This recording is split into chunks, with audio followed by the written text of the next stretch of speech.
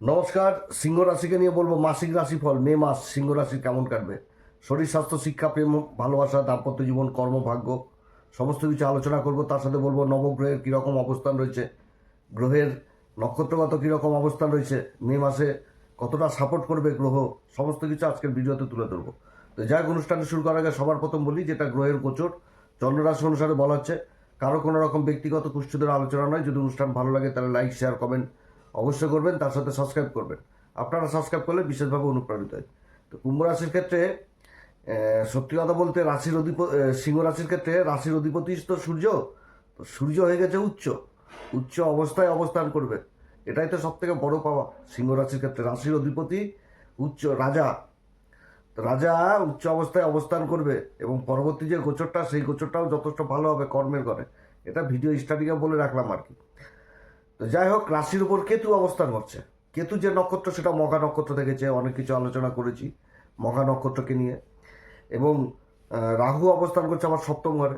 রাহু নিজের নক্ষত্র শতবিশা নক্ষত্র অবস্থান করছে। তারপরে অষ্টম ঘরে মঙ্গল শনি অবস্থান করছে। শনি অবস্থান করছে নিজের নক্ষত্র উত্তরা ভাদ্রপদ নক্ষত্র অবস্থান করছে এবং 18ই মে আবার শনিও নক্ষত্র পরিবর্তন করবে, রেবতীতে চলে যাবে। আর এদিকে এই সিংহ রাশির কারক গ্রহ ভাগ্যের ঘরের অধিপতি মঙ্গল অষ্টম ঘরে অবস্থান করছে। যে নক্ষত্র পাচ্ছে সেটা রেবতী নক্ষত্র পাচ্ছে।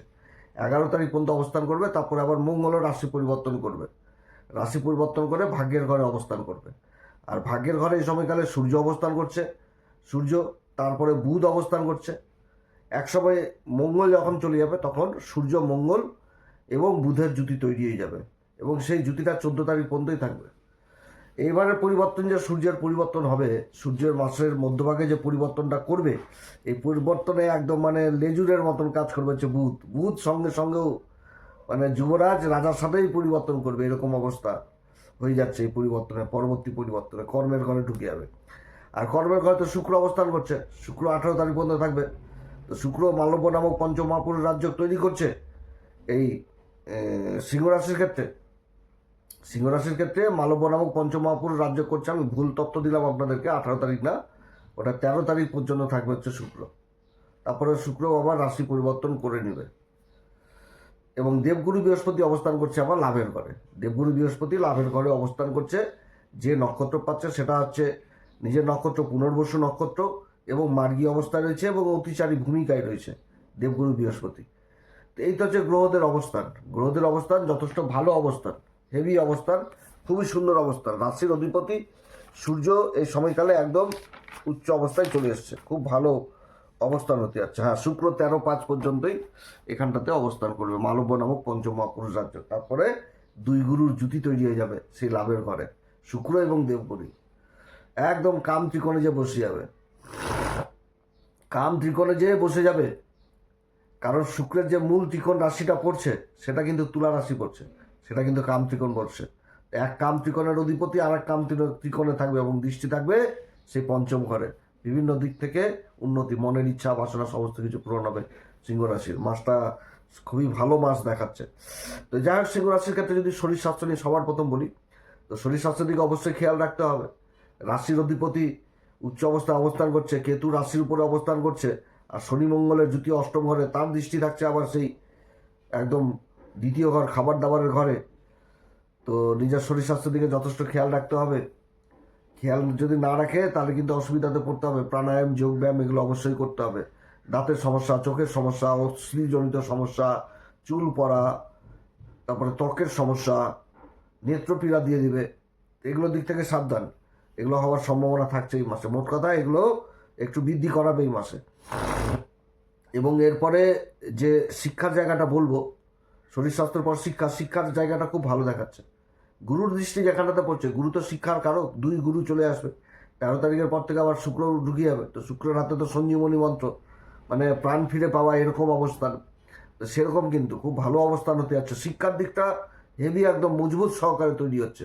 ভালো যেরকম গুরুর সন্ধান পাবে, সেরকম গুরুর আশীর্বাদে জীবন ধন্য হবে। এত সুন্দর অবস্থান হতে যাচ্ছে শিক্ষা জায়গাটা। মনের ইচ্ছা পূরণ হবে, হয়তো কোথাও দূরে যাবে পড়াশোনা করতে, সেই জায়গাগুলো মনের ইচ্ছা পূরণ হবে। ভালো গুরুর সন্ধান পেয়ে যাওয়া, গুরুর সান্নিধ্যে চলে আসা, ভালো গুরুর জ্ঞান পেয়ে যাওয়া, এগুলো কিন্তু বুঝাচ্ছে এই সিংহ রাশির ক্ষেত্রে। প্রেম ভালোবাসার জায়গা অতটা কিন্তু ভালো হবে না। মাসের মধ্যভাগ পর্যন্ত ঠিক থাকবে প্রেম ভালোবাসার জায়গাটা।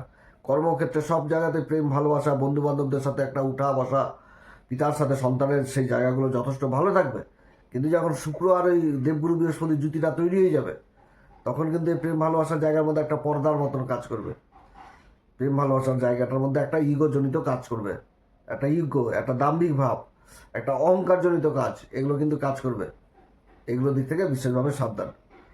এখানে তো বুঝাবুঝির ব্যাপার থাকবে, বন্ধু বান্ধবদের লেভেলে হোক, সেটা সন্তানের দিক থেকে হোক, বা যে প্রেম ভালোবাসা যে শুধু এগুলো লাভ নাই, গোটা সর্বত্রই প্রেম ভালোবাসা জুড়ে রয়েছে জীবন।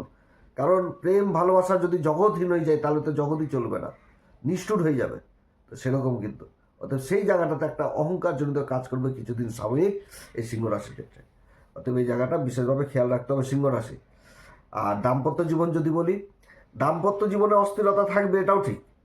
দাম্পত্য জীবন অস্থিরতা থাকবে, তার মধ্যেও চলবে, তার মধ্যেও চলবে, না হওয়া না সেটাও না, ভালো চলবে, মানে চলে যাবে এক কথায়। থাকা, খাওয়া দাওয়া, ঘোরাঘুরি এগুলোও হবে, কিন্তু ওই কথাবার্তা এগুলো দিক থেকে সাবধান। একটুতে সন্দেহগিরি করা, এগুলো কিন্তু করলে চলবে না। সন্দেহ জিনিসটা, খোঁজ প্রকৃতি, গোয়েন্দাগিরি, এগুলো করলে কিন্তু আমার অশান্তি, গণ্ডগোল এগুলো কিন্তু হওয়ার থাকবে, এগুলো কিন্তু হওয়ার থাকবে। আর জীবনসাথী যে কর্ম করবে, সেই কর্মে কিন্তু আবার উন্নতির যোগ থাকছে।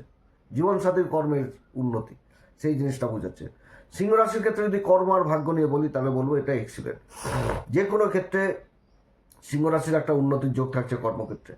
কর্মক্ষেত্রে সরকারি ডকুমেন্টেন্সি, সরকারি কাগজপত্র এগুলোর দিক যেরকম উঠে আসছে, মান সম্মান, পদ প্রতিষ্ঠার সমস্ত বৃদ্ধি পাওয়ার সম্ভাবনা থাকছে এই সিংহ রাশির। কর্মসূত্রে বিদেশ যাত্রা হওয়ার প্রবল সম্ভাবনা থাকছে। নিজের কর্মক্ষেত্রে প্রতিভা, নিজের গুণ, নিজের আকর্ষণ ক্ষমতার দ্বারা প্রশংসার পাত্র হবে, প্রশংসার পাত্র হবে, নিজের গুণের দ্বারা প্রশংসার পাত্র হয়ে যাবে, এরকম অবস্থান হবে। হ্যাঁ, তবে কর্মক্ষেত্রে একটি মাইনাস দিক রয়েছে 13 তারিখ পর্যন্ত। সেটা হচ্ছে কি, 13 তারিখের পরেও থাকবে, যখন এই সূর্য এখানটাতে ঢুকবে, গোটা মাসই থাকবে। সেটা হচ্ছে কি বিশ্বাস। যখনই এই মৃগশিরা নক্ষত্রে প্রবেশ করবে, তখন কিন্তু বিশ্বাসের জায়গাটা ভঙ্গ হওয়ার প্রবল থাকবে। মৃগশিরা নক্ষত্র মঙ্গলের নক্ষত্র, কিন্তু নক্ষত্রটা মঙ্গলের নক্ষত্র, এটাও ঠিক। অধিপতি দেবতা সোম, চন্দ্রমা, আর যে চিহ্ন সেটা কিন্তু হরিণ। এটা কর্মক্ষেত্রে ছোটাছুটি, নিজের প্রতিভা গুণ দ্বারা সমাজে মান সম্মান সমস্ত কিছু থাকবে। শিক্ষার জায়গা থাকবে, প্রশাসনিক কাজগুলো যথেষ্ট ভালো হবে, প্রশাসনিক কাজ।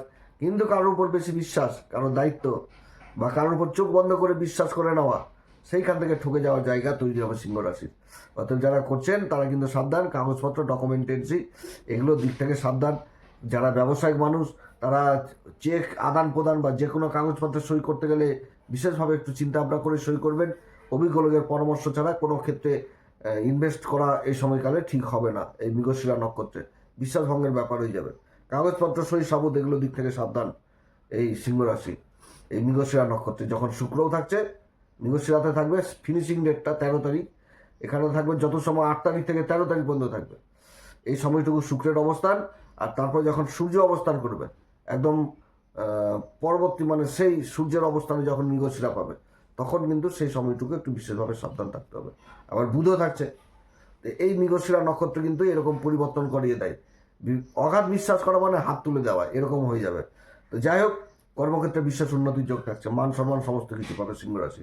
তো যাই হোক, এই সময়কালে অবশ্যই হনুমান চল্লিশা, বজ্রংবান, শ্রীরাম সীতা প্রণাম মন্ত্র সহকারে পাঠ করবেন। সূর্যদেবকে অর্ঘ্য দিবেন, সূর্যদেবকে অর্ঘ্য দিবেন। সূর্য উদয়ের পর, মানে বিছানা ছাড়বেন না, তার আগে থেকেই, সূর্য উদয়ের আগেই বিছানা ছাড়া উচিত, আলস্যকে ত্যাগ করা উচিত। তারপর হচ্ছে যারা গুরু দীক্ষা নেননি, অবশ্যই গুরু দীক্ষা নেওয়া উচিত, গুরুর সান্নিধ্যে থাকা উচিত। কেশরের টিকা বিশেষভাবে ব্যবহার করা উচিত এই সময়কালে। অবস্থান ভালো সিংহ রাশি, 7.5 চলছে। যাদের শনির মহাদশা টদশা চলছে, তাদের অবশ্যই পিপল গাছের নিচে মাটির প্রদীপ জ্বালানো উচিত, এগুলো করা উচিত, ছায়াদান করা উচিত। যাই হোক, হনুমান চল্লিশা, বজ্রংবান, শ্রীরাম সীতার প্রণাম মন্ত্র সহকারে অবশ্যই পাঠ করা উচিত। তো আপনারা সবাই ভালো থাকেন। এরপরে আবার আসবো একটি নতুন পর্ব নিয়ে। যদি অনুষ্ঠান ভালো লাগে তাহলে লাইক, শেয়ার, কমেন্ট অবশ্যই করবেন, তার সাথে সাবস্ক্রাইব করবেন। নমস্কার, ধন্যবাদ।